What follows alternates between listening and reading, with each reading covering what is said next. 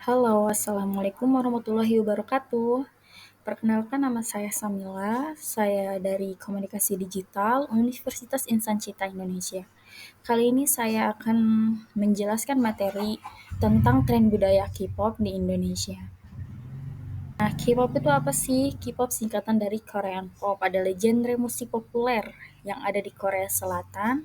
Musik ini dikenal karena perpaduan berbagai gaya musik seperti hip hop, pop, R&B, rock, dan elektronik, serta koreografi yang rumit, sehingga bisa menampilkan penampilan yang spektakuler. Mengapa K-pop terkenal? Di sini ada beberapa faktor yang membuat K-pop terkenal hingga belahan dunia. Yang pertama, musik yang universal, terus visual yang menarik, komunitas yang kuat, fandom-fandom gitu, komunitas fans, dan juga pemasaran yang efektif. Di sini ada beberapa dampak positif terhadap K-pop. Ada peningkatan rasa percaya diri. Banyak dari fans-fans K-pop yang tadinya kurang percaya diri terhadap dirinya, tapi setelah mengenal K-pop, ia lebih bisa mengekspresikan diri seperti ke konser, nonton, pakai perintilan-perintilan K-pop yang heboh, outfit yang heboh. Jadi mereka bisa mengekspresikan diri mereka sendiri. Meningkatkan kreativitas. Banyak dari fans K-pop yang mulai mengedit video, foto, dan juga ada yang membuat cerita-cerita fanfic, cerita alternatif universe, ataupun cerita-cerita di Wattpad memakai cast dari idol mereka. Yang ketiga ada mengurangi stres. Banyak dari fans K-pop juga yang di dunia real life-nya sudah stres dan ia dibawa nih ke K-pop, akhirnya kayak di K-pop bisa senang-senang aja gitu tanpa mikirin stresnya di dunia real life. Ada banyak juga dari mereka yang mempelajari bahasa dan budaya baru, seperti belajar bahasa-bahasa Korea, belajar budaya-budaya Korea, karena ingin bisa gitu kalau mengobrol dengan idolnya ketika fansnya dia bisa memakai bahasa Korea.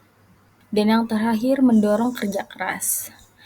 Karena ada banyak konser yang harus didatangi dan itu perlu uang, dan juga fans-fans K-pop tuh suka banget beli merchandise yang harganya juga lumayan. Sehingga mereka termotivasi untuk tetap kerja keras agar mendapatkan uang yang banyak dan agar bisa membeli merchandise-merchandise dan tiket konser idol mereka.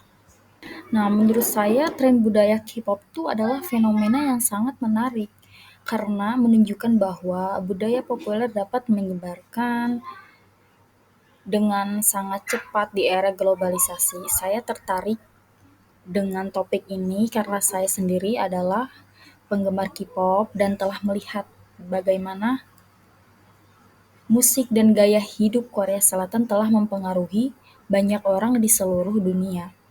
Saya memiliki pandangan ini karena saya sering membaca artikel tentang K-pop serta mengamati interaksi penggemar di sosial media. Namun saya juga berpikir bahwa kita perlu melihat fenomena K-pop dari berbagai sudut pandang. Selain dampak positifnya, kita juga perlu melihat dampak negatifnya. Ini ada beberapa dampak negatif terhadap K-pop. Yang pertama itu konsumerisme. Jadi kayak banyak fans K-pop juga yang memaksakan untuk membeli merchandise walaupun keuangan mereka juga sedang kurang kayak gitu. Terus banyak juga yang memaksakan untuk membeli tiket konser. Itu negatifnya kayak begitu. Jadi banyak yang memaksakan padahal keuangan mereka juga sedang tidak baik-baik saja begitu. Ada cyberbullying, banyak juga kayak mereka membuli fans lain, fans idol lain dengan fans ini kayak gitu. War. Kita sih bisa biasa menyebut itu war fandom ya.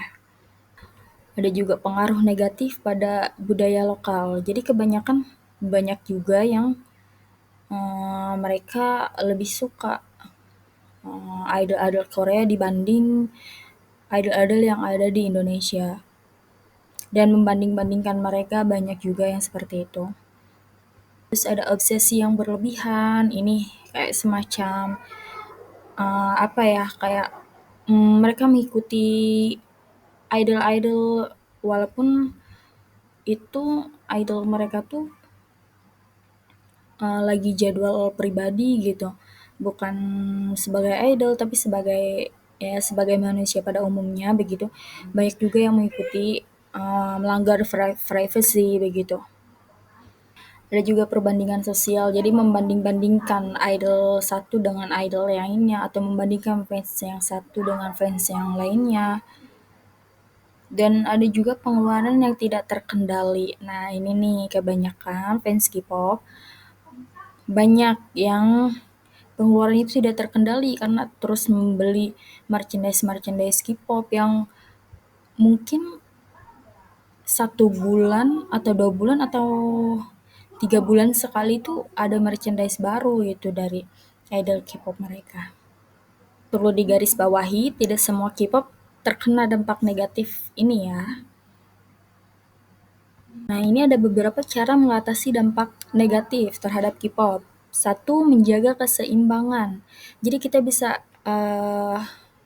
membedakan antara real life dan dunia K-pop kayak gitu. Jadi tidak terbawa. Jadi semisal saya tidak terlalu halu gitu menjadi suami mereka gitu di real life atau pacar mereka begitu.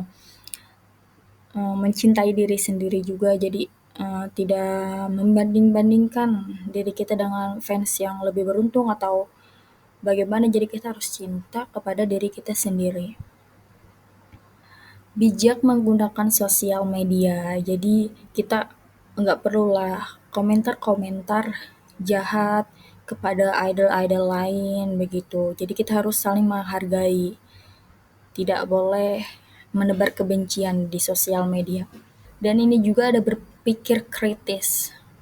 Jadi ketika ada berita tentang idol yang belum pasti atau belum mendapat konfirmasi dari agensinya, itu kita nggak boleh langsung ngejudge gitu. Jadi kita harus tunggu dulu nih ada apa kayak gitu. Kita harus tahu masalahnya apa gitu. Jadi kita tuh harus berpikir kritis. Dan juga membangun hubungan sosial. Jadi kita kayak di real life pun harus eee, ini gitu, punya hubungan sosial sama manusia-manusia lainnya, sama orang-orang gitu. Jadi bukan cuma kayak menyendiri, menjadi fans K-pop gitu. Dan terakhir ini adalah menghargai orang lain. Jadi kayak semisal ada nih idol lain yang dapat penghargaan. Nah, kita tuh nggak boleh kayak ngejudge mereka, harusnya idol aku yang menang atau kayak gimana, kita harus menghargai satu sama lain, menghargai fans-fans mereka juga, begitu, menghargai idol-idol mereka, bukan hanya menghargai idol kita, pokoknya idol kita yang paling terbaik itu nggak boleh begitu. Oke, mungkin ini saja pembahasan kali ini tentang tren budaya K-pop di Indonesia. Terima kasih atas waktunya. Bye.